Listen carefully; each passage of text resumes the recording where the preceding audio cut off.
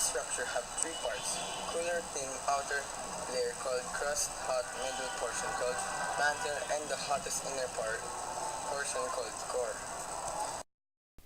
Between the crust and the uppermost part of the mantle together form the solid rocky sphere called lithosphere. Tectonic plates are pieces of Earth's crust and uppermost mantle, together referred to as the lithosphere.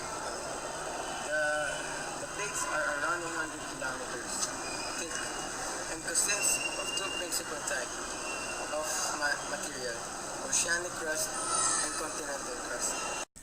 Isostasy is the state of gravitational equilibrium between Earth's crust and mantle, such that the crust floats at an elevation that depends on its thickness and density of underlying roots of the low density of the mountain. In 1912, Alfred Wegener, a geophysicist and meteorologist, created the continental drift theory. Continental drift was a theory explained how continents shift position on Earth's surface. This theory also explained why look-alike animal and plant fossils and similar rock formations are found on different continents.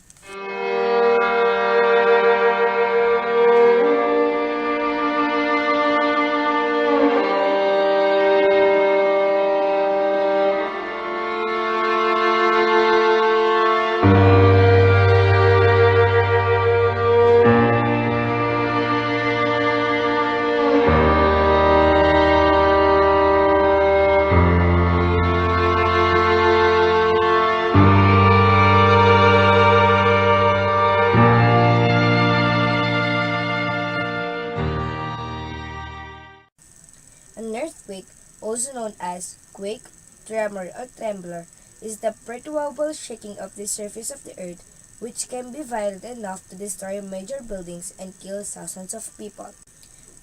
Parts of an earthquake, epicenter, directly above the focus, where the earthquake vibration reached first. Focus, located underground. Seismic waves originated here and travel on Earth's surface and where the rock breaks. Seismic waves, waves of energy that travel through the Earth's layers and a result of an earthquake, explosion, or volcano that gives out a low acoustic energy. Fault, planar fracture or discontinuity in a volume of rocks across which there has been a significant displacement as a result of rock mass movement. Volcanism, the phenomenon of eruption of molten rock or magma onto the surface of the earth or a solid surface, planet or moon, where lava, pyroclastics, and volcanic gases erupt through a break in the surface called a vent. Volcanic eruption also cause earthquakes but low-magnitude earthquakes to the cities near it.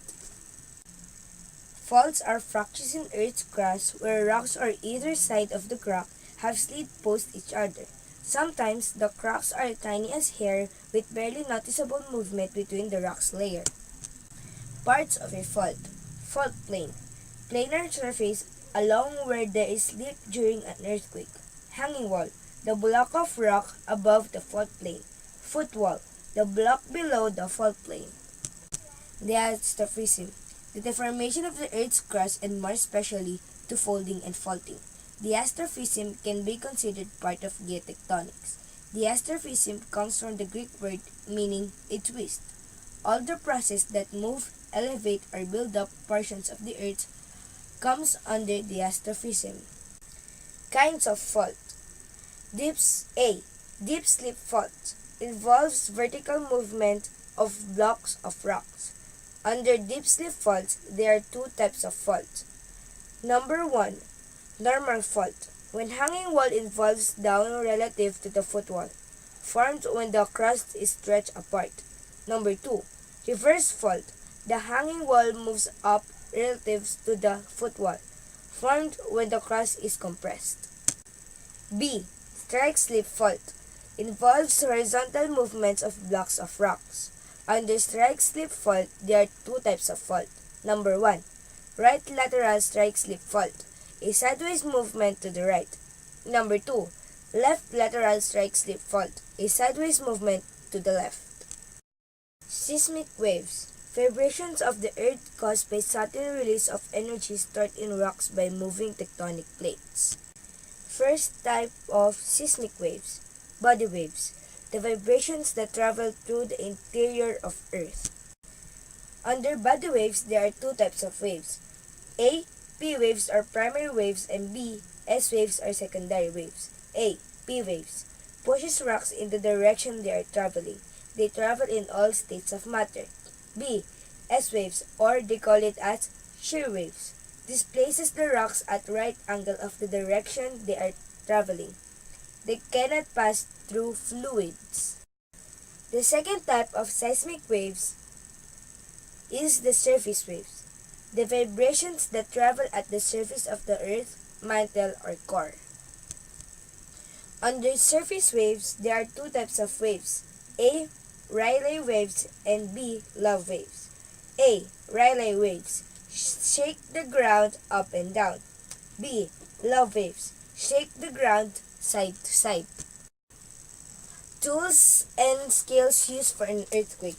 First, seismograph, a device that measures and records the movement of the earth during an earthquake. Second, Richter scale, an open-ended logarithmic scale for expressing the magnitude of a seismic disturbance in terms of energy dissipated in it, with 1.5 indicating the smallest earthquake that can be felt, 4.5 an earthquake causing slight damage, and 8.5 a very devastating earthquake. Third, Mercalli scale, a scale of earthquake intensity ranging from 1 for an earthquake detected only by seismographs to 12 for one causing total destruction of all buildings.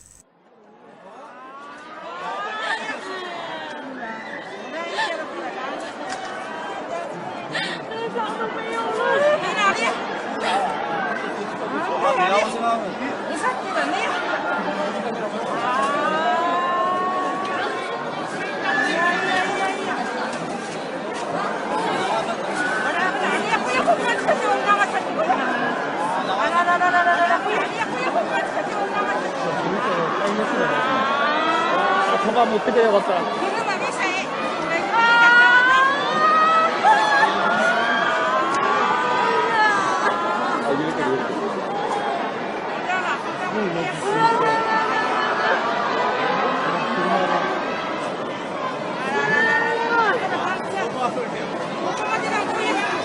되게 좋은데.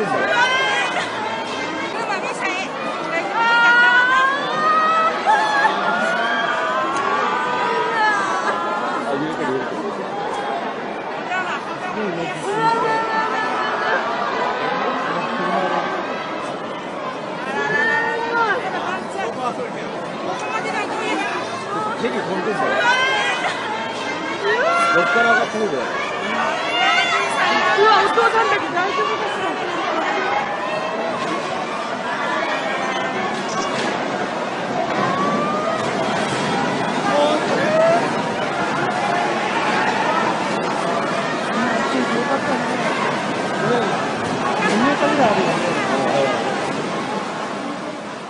Tsunami, a long high wave caused by an earthquake, submarine that landslide, or other disturbance. A very high, large wave in ocean that usually caused by an earthquake under the sea that can cause great destruction when it reaches the land.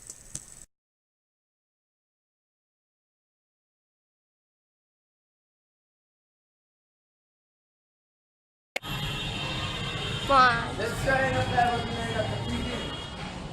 Rock, over, and roll. Delay comes. Refrain from panicking.